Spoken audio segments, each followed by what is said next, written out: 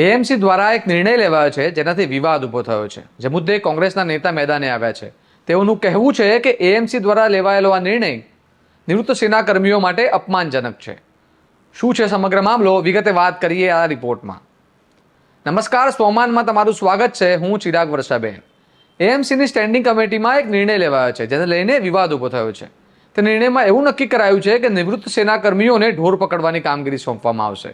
સેનામાં જેમણે 700 થી 800 જવાનોનું સરહદ પર નેતૃત્વ કર્યું હોય, જેઓએ આતંકવાદી પકડ્યા હોય, તેઓ ઢોર પકડવાનું કામ કરશે.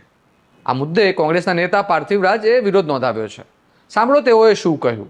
અમદાવાદ મ્યુનિસિપલ કોર્પોરેશન દ્વારા જે અધિકારીઓ, જે રેન્ક અધિકારીઓ કહેવાય આર્મીમાં, જેને કહી શકાય કે કર્નલ કક્ષાના અધિકારીઓ, જે ત્રાસવાદી પકડવાનું કામ કરતા હતા સરહદો ઉપર, જે લોકો ત્રાસવાદીઓનો એન્કાઉન્ટર કરતા હતા અને યુદ્ધમાં સરહદો પર આ દેશનો બચાવ કરતા હતા, તેમને અમદાવાદ મ્યુનિસિપલ કોર્પોરેશન રખડતા ઢોર પકડવા માટે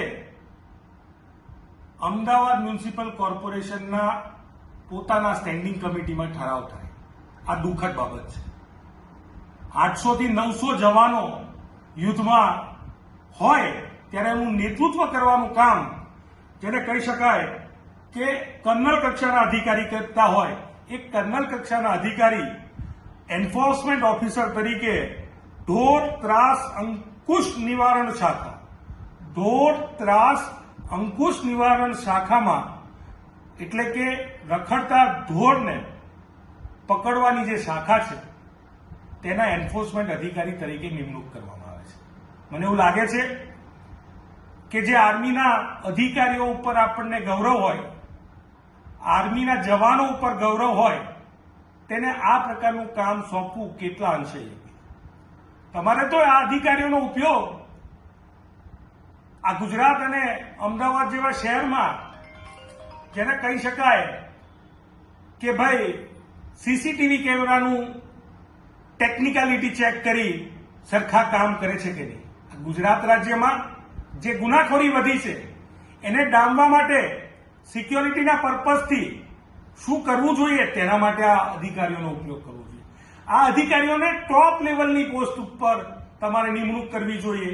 ટોપ નોચ અધિકારી તરીકે ક્યાંક બેસાડવા જોઈએ. તેની જગ્યાએ આ પ્રકારની કામગીરી સોંપવી, એ મારે પૂછવું છે કેટલા અંશે યોગ્ય?